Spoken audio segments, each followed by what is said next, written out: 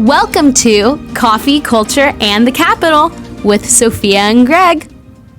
Hello, everyone, and welcome back to the first Coffee, Culture, and the Capital of the new year. So, Happy New Year. Happy 2025. Yes, we have our coffees here. I have a dirty iced chai.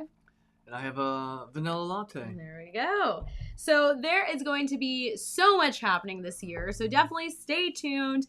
Keep up to date on our social media, on our website, californiafamily.org. And if you want to know what is happening in California every single week, whether it's at the Capitol or some stuff happening at school boards or in local cities, sign up for the newsletter that we send out, californiafamily.org. We send out a weekly newsletter giving you guys updates on legislation, news in California, things that are affecting our biblical values. And so you can stay up to date with that.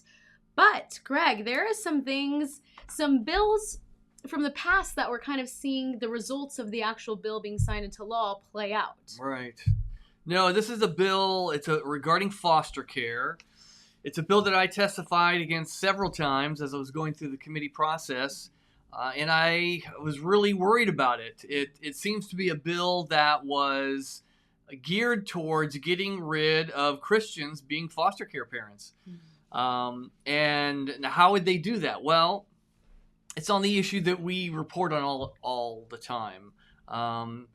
It seems as though the belief that the California state legislators are most offended by, that Christians believe, is on the issues of gender and sexual orientation.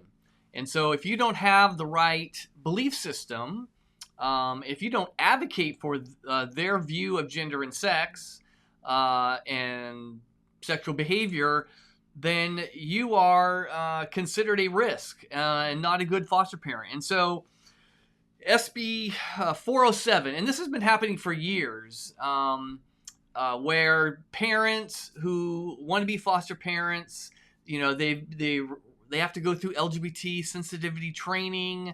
They have to learn what the state thinks you should do if your child thinks he's the opposite sex.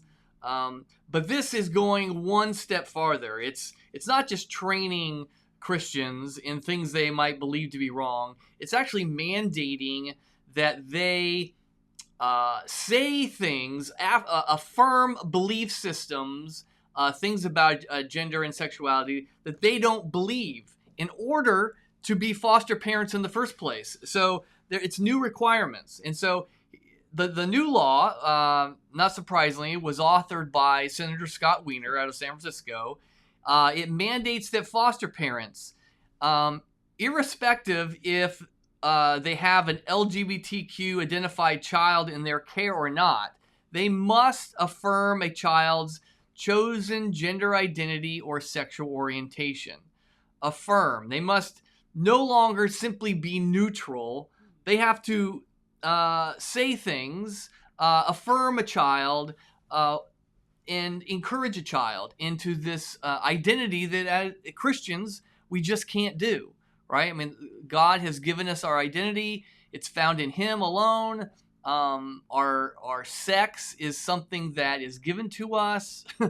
It's not assigned. It was reflected in our biology. We know it right when we're born. It does not change whether we feel female or whether we feel male or we don't feel like we fit in.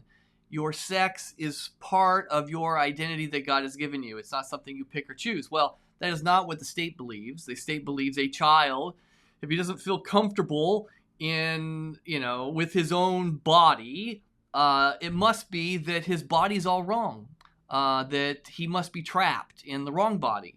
And the feelings tell you who you really are, not your body. And so that is being taught in our schools. It's now being taught to a lot of foster care kids. In this particular hearing for SB 407, they actually said that up to 30% of kids in foster care identify as LGBTQ, something other than their own sex, or they feel same-sex attracted.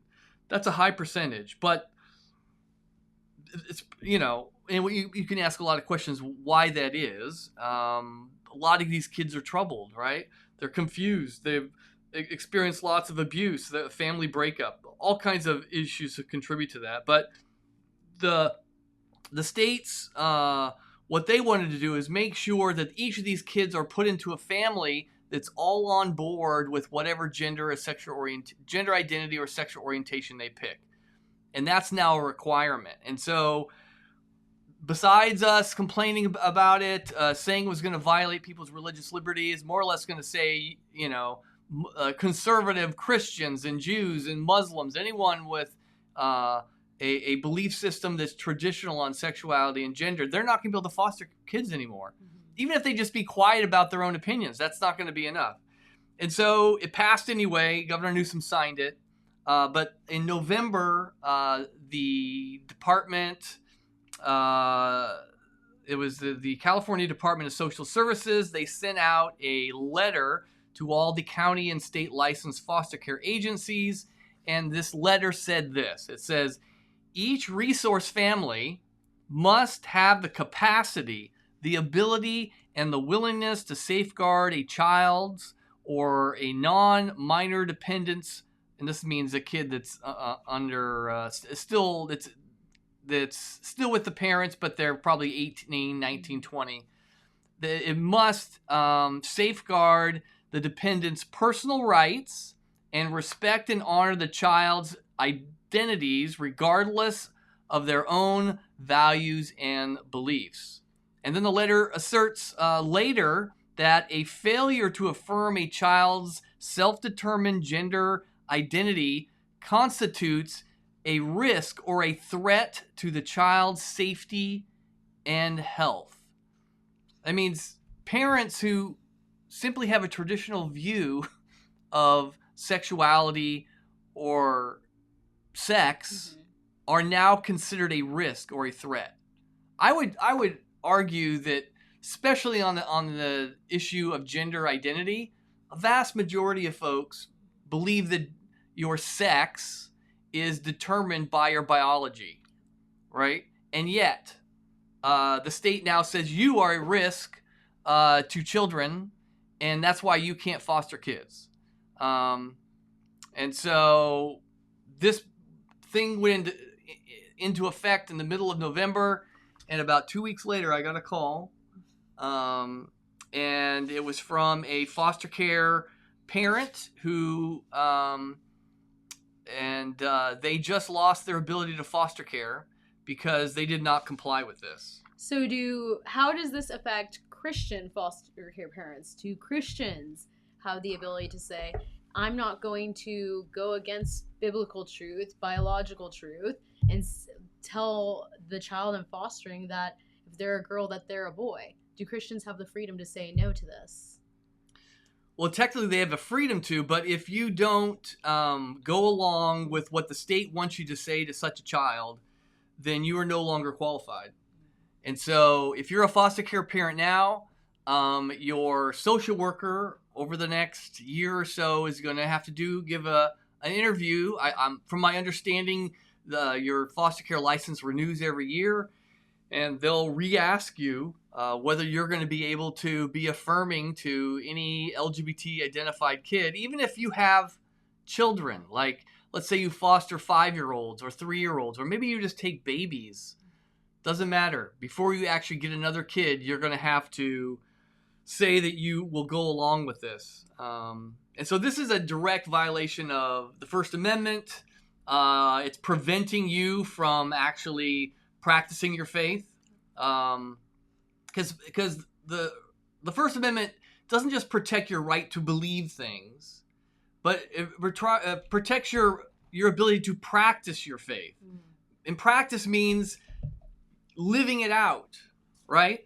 And so how can the state force you to say something that violates your faith and still say that they're giving you religious freedom? It says, yeah, you can believe whatever you want, but you must say our words. You must say things you don't believe.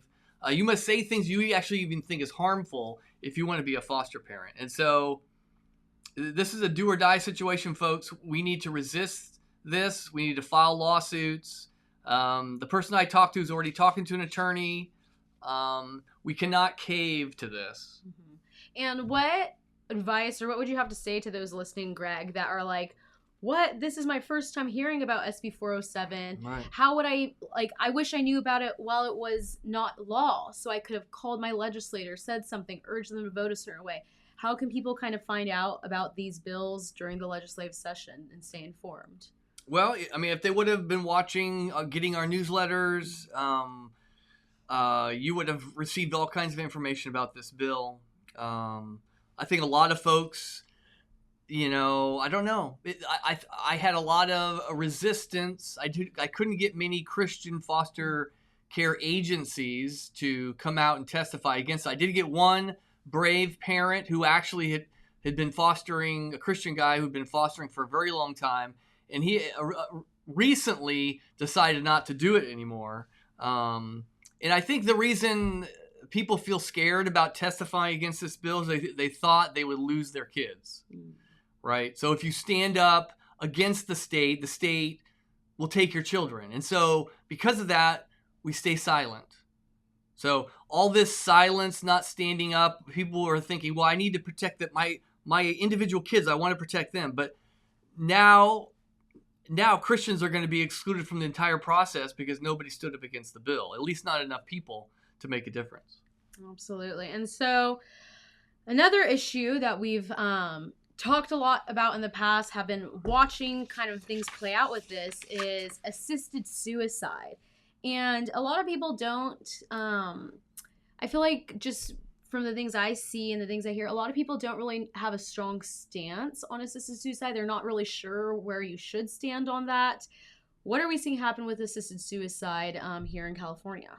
Right. Well, I mean, California is one of a few handful of states that actually let your doctors give you drugs to kill yourself. Well, so it's not actually. Sometimes people talk about assisted suicide laws. Well, it gives people the right to decide when they want to die. Well, that's not necessarily true. What it does is it gives doctors the legal ability to kill you and not face any consequences. So they can give you lethal drugs and to kill you, and everybody knows what's happening, and they're just helping you kill yourself. And we have some stats on last year, how many Californians were kind of had this received from a doctor, correct? The assisted suicide? Right. Last year alone, I mean, this bill passed in 2016, where we legalized doctors killing their patients if they were terminally ill, meaning the doctor had to guess about how long they had to live, 6 months, right? And we know that doctors can't actually completely accurately predict when someone's going to die, but they make a guess. And so if you can get your doctor to guess you're going to die in 6 months, you could get these drugs from your doctor legally. And last year alone, 1,281 Californians got drugs from a doctor to kill themselves. So that's a lot of killing going on in California, and they treat it as though they're being compassionate. But we know that we are created by God, and one of the rules that God has for us that highlights the value of the human life is that no one has the right to kill someone else who's innocent, right? There is an exception. Government actually has the right to give the death penalty when someone else has disregarded life, right, as the ultimate penalty. But we are not allowed to decide who around us should live or die. We should not be helping other people to kill themselves, even if we think we are eliminating a suffering. That is not, life and death should not be in our hands, and we do not want. Once people get comfortable with killing, it just ever expands into more and more people that are determined that they don't really deserve to live, or their life isn't very valuable. I mean, we see this with the unborn. We started out, abortion was just for young, before 3 months, then it kept expanding, and now we're pushing past birth, where it's okay, medically okay for a doctor to kill a child after they're born, right? And the same thing's going on here in California. So the reason we're talking about this is because there is a state senator from the San Diego Orange County area. Her name is Senator Catherine Blakespear. And last year, she introduced a bill to expand our current assisted suicide law to include more people. And that's what typically happens. Like they narrow it down to folks who have 6 months to live, and you have to be considered terminal. But she thought that was not expansive enough, and other people want the right to get the death pills from their doctors as well. And so she wanted to change the bill to include not if you're terminally ill, but if you suffered from and I quote, a grievous and irremediable medical condition, right? Which would include dementia. So if you have early stage dementia, you too could get the drugs to kill yourself.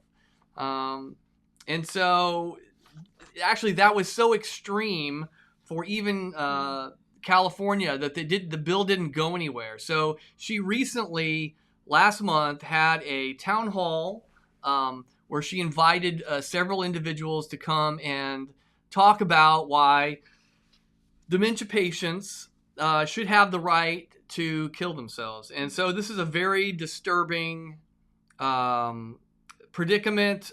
We expect a bill to be introduced again this year where now folks in dementia is where some people start, they lose their memory, right? They don't remember their relatives. They don't remember things they have their entire lives. And they want those people to have the suicide drugs. And you can imagine how it always starts out while the doctor gives the drug and the drug is taken by the person with their own free will. But it's always what happens is it moves towards people being manipulated into taking drugs that they didn't want, right? And killing someone is far cheaper than trying to cure their diseases. So you can imagine what would happen. Yeah, and so this is a perfect example, though, of how I said on the last bill, people saying, well, how would I know all this? Here we are already giving an update saying this is a suicide. We're going to potentially see a new bill on this. And we have our bill watch list that now that the legislative session is going to be kicking off and they're going to be back here soon to the California State Capitol, that there's going to be over 2,000 bills potentially introduced. And we're going to be here paying attention to all of the legislation, letting you guys know what's going on with legislation that affects biblical values, because you get to use your voice. So Greg, what, like, for the people listening, let's say they've never tuned into this podcast before, all of a sudden it came out on their Facebook or YouTube, and they didn't know they can use their voice to influence this legislation. What are ways they can maybe call or eat? Like, what can they do? Well, right now, everybody should be calling the offices of Senator Catherine Blakespear. That's Blakespear.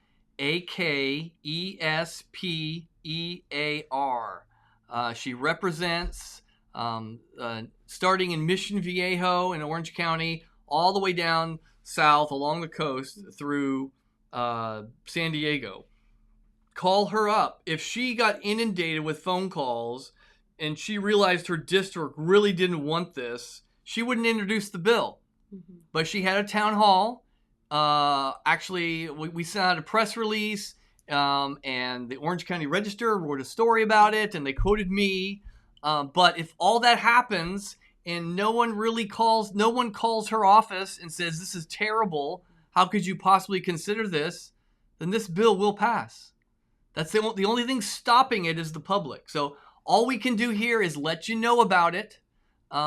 It's now your job to organize your church, your women's group, your senior citizens group, to make phone calls and go visit the local office.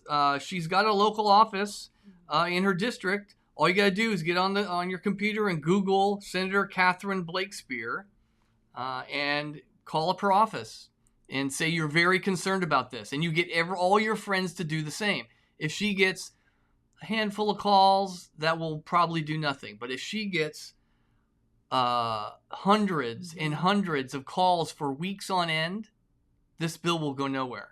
So it's up to you, folks. We're going to do our best here, but we can only do so much.